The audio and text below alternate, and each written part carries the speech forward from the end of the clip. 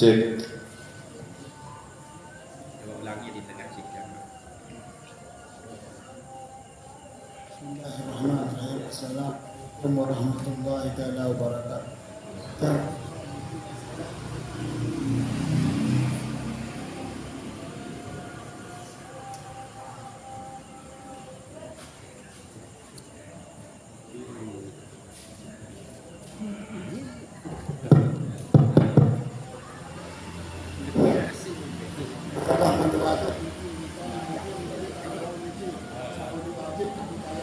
Biasa dengan biasanya ada.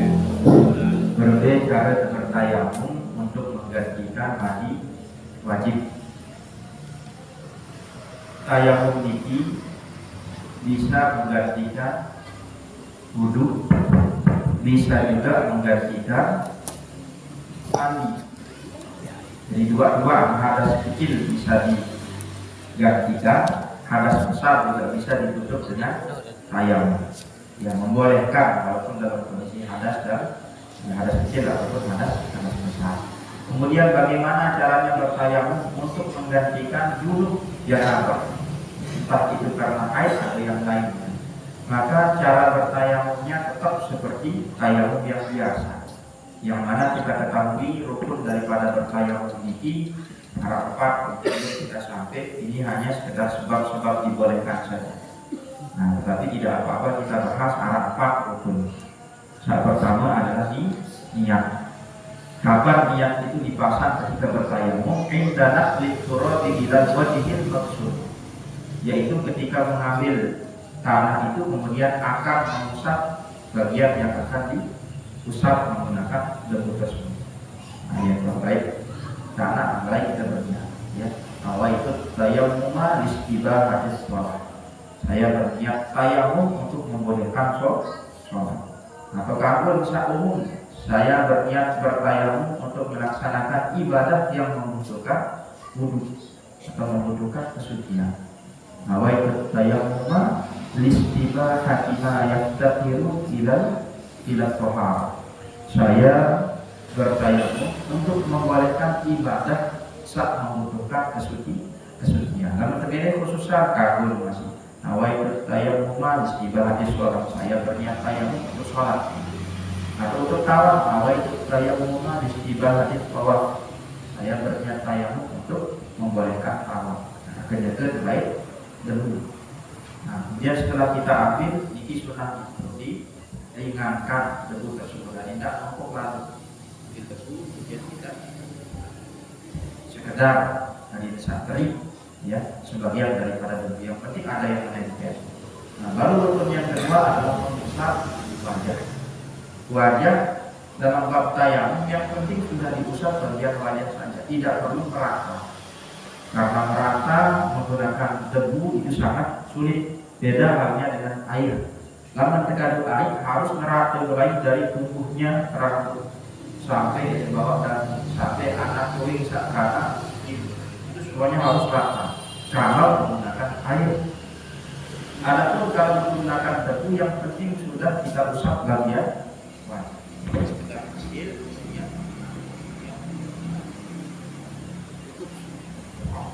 Cukup sekali, ya, ini cara bertayamum.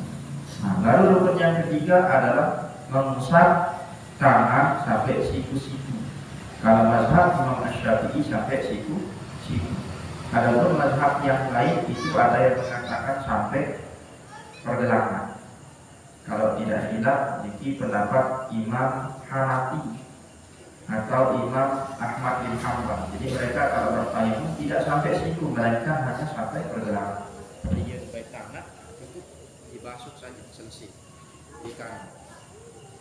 Jadi kalau mazhab yang lain, adapun kalau mazhab Imam Asy-Syafi'i tetap sampai siku-siku. Baik, debu yang ditipiskan, kemudian usap. Cara sunnahnya seperti ini.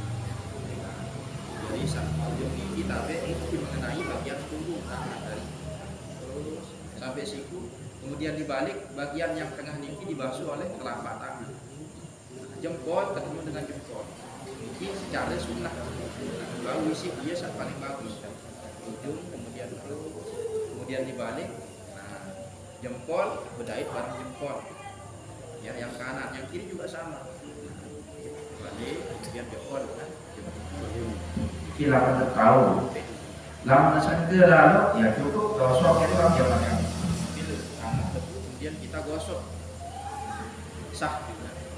Yang penting ketika menggosok, yang penting ketika menggosok dia sampai lepas antara imun kiri barang imun satu masuk. Namun lepas berpisah berarti tayamum yang digunakan pasiennya itu mustahil harus diambil.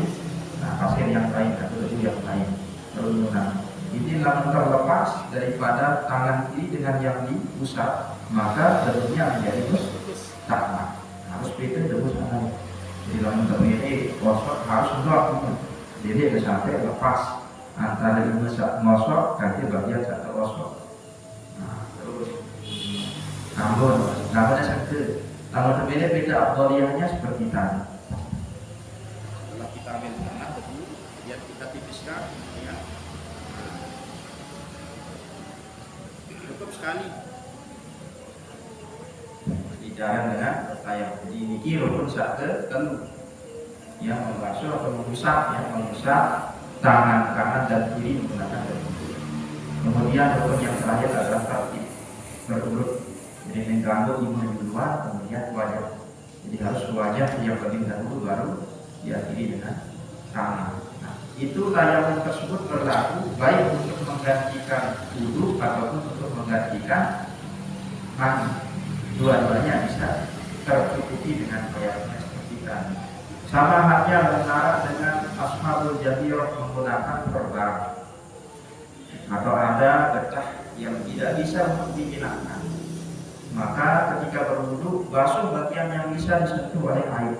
Yang tidak tersentuh oleh air itu kita ganti menggunakan nabi tayamum. Ya, ganti dengan tayamum. Maka misal yang tidak bisa disentuh oleh air bagian kaki, ya kena isi kiat sekat dengan ditelan misal. Kalau ada yang presiden ini jadi, maka berwudu. Mana yang bisa disentuh oleh air silakan dibasuh. Nanti kalau ada yang belum tersentuh diganti dengan tayamum. Dan tayamumnya seperti tadi, tidak perlu kita usap kaki ketika bertayamum. Tetap yang ditayamumkan adalah wajah dan juga tangan. Walaupun yang kita niatkan adalah untuk menutupi bagian yang tidak termasuk pada bagian kaki. Ini dalam bertayamum, cara bertayamum. Ya, Allah.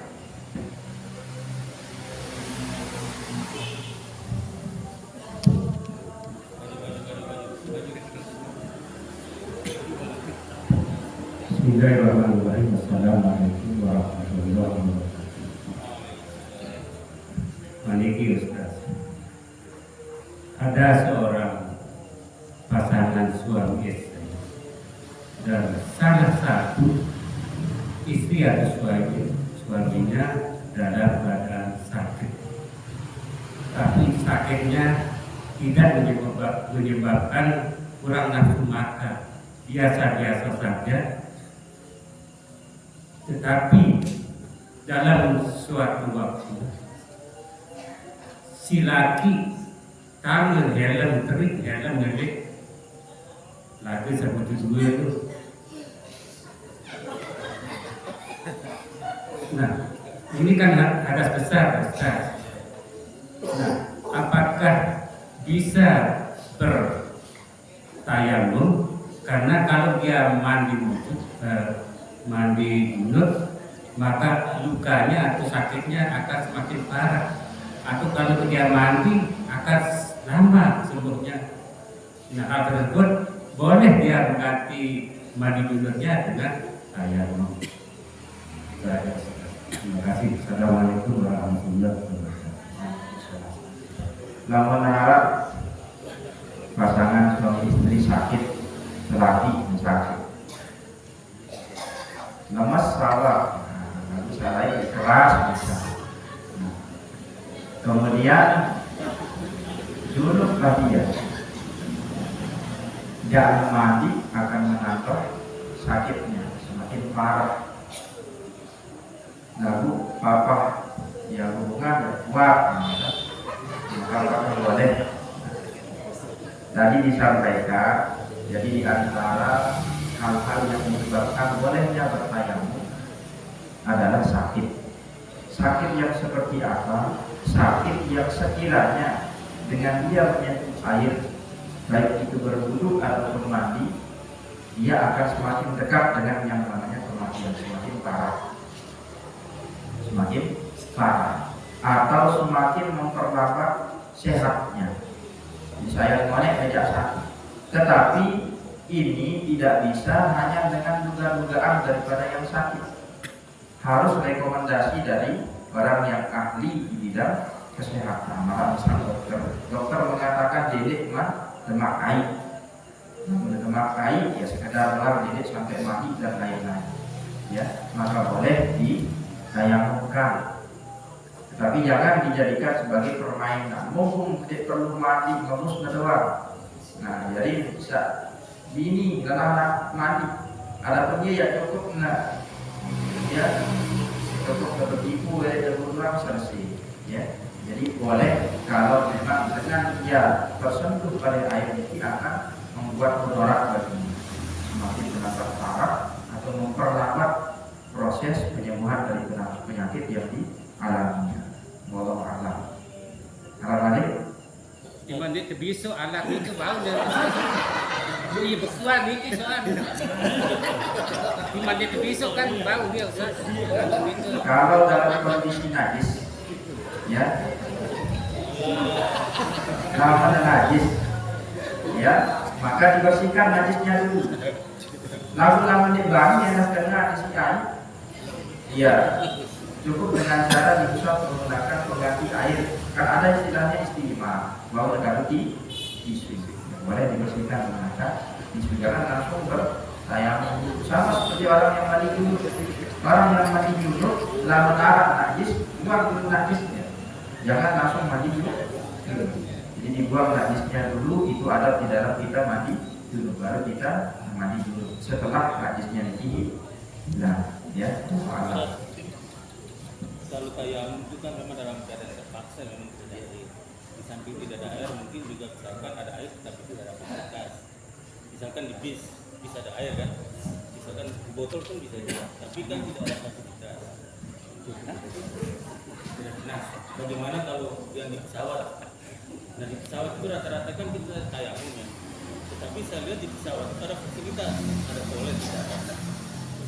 Air juga saya pikir satu botol mineral yang 600 ml itu bisa pakai juga untuk berwudu. Nah, itu gimana orang yang tayamum di pesawat tapi fasilitas air itu ada?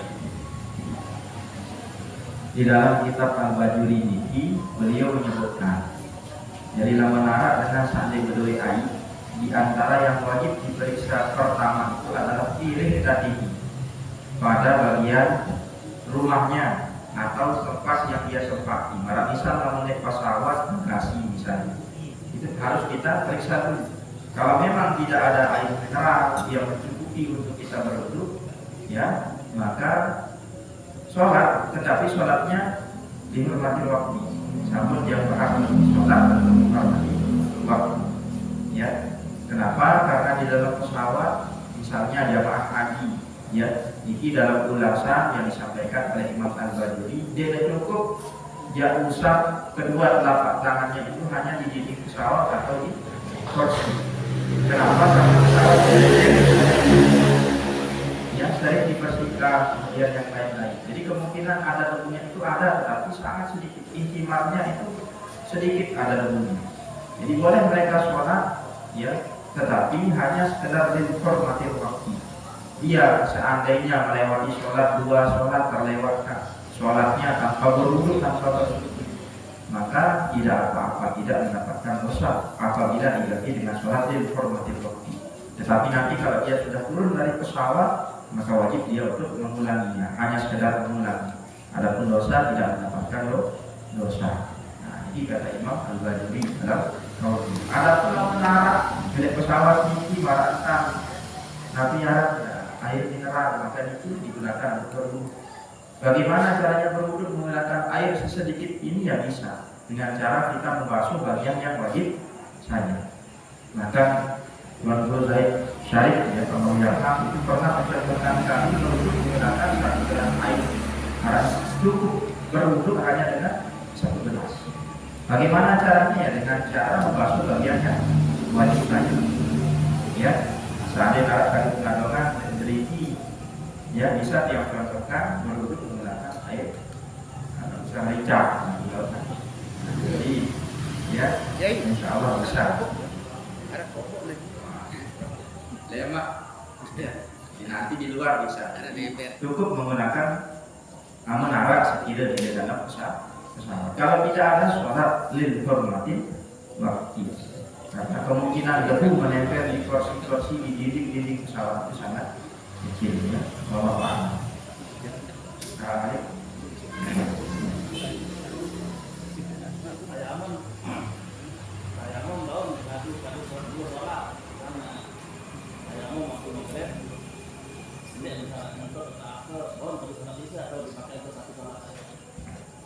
Tayamum boleh digunakan untuk sholat fardu sahih, 1 sholat yang wajib. Adapun yang sunnah bebas. Misal tayamum dia untuk membolehkan sholat isya. Selesai sholat isya dia lanjutkan dengan ba'diyah isya. Selesai itu dilanjutkan dengan sholat hajat. Terus sampai tengah malam, sampai puluhan dia dapatkan rakaat, tetapi sholat sunnah. Maka itu boleh. Ya, sama seperti sholat jenazah yang hukumnya adalah fardu kifayah, itu juga boleh. Selesai sholat zuhur, kemudian ada jenazah yang harus disolatkan di situ, kabul itu walaupun dia dengan 1 tayamum. Ini khusus untuk jenazah saja. Adapun untuk 2 fardu yang lain tidak boleh. Ya, termasuk diantaranya khutbah. Kata kaul yang kuat di dalam mazhab Imam Asy-Syafi'i, 2 khutbah itu seandainya dengan jari imam ini dalam kondisi tidak boleh menggunakan air misalnya, maka harus dia bertayamum 2 kali. Khutbah pertama diawali dengan tayamum, khutbah kedua sebelum dia bangkit melanjutkan khutbah yang kedua harus dia juga tayamum. Adapun pendapat yang lain itu mengatakan boleh khusus pada khutbah saja. Karena kenapa? Khutbah pertama dan kedua dianggap satu ibadah yang menyatu katanya. Tetapi kalau menurut pendapat mazhab Imam Asy-Syafi'i yang muqtabarah, yang kuat itu harus 2. Kenapa? Karena tayamum ini hanya menggugurkan 1 ibadah yang wajib. Adapun untuk yang sunnah sekemauan kita boleh. Ya, wallahu a'lam. Nah,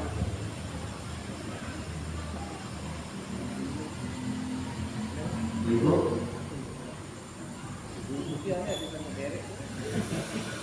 paham cara dengan tayamum? Nah, bagaimana praktik ya? Karena kurang doang. Nah, coba sekarang ya, bagaimana caranya coba. Ada lagi yang perlu dipertanyakan, silakan.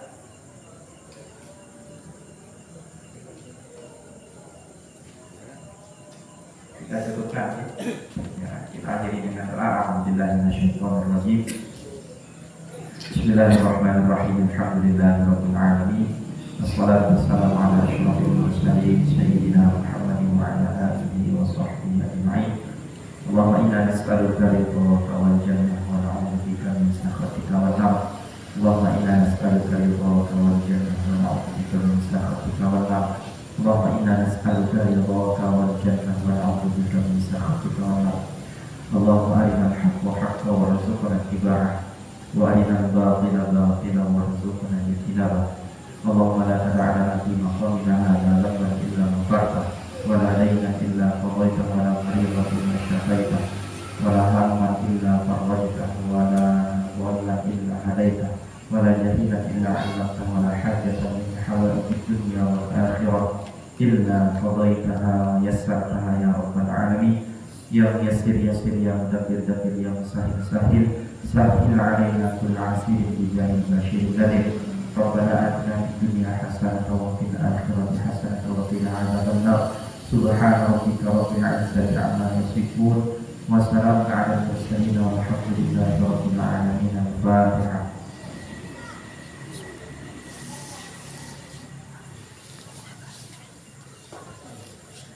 Subhanallahumma wa bihamdika asyhadu an la ilaha illa anta astaghfiruka wa atubu ilaik. Allahumma muwaffiq wal hadi ila sabilir rasyad. Assalamualaikum warahmatullahi wabarakatuh.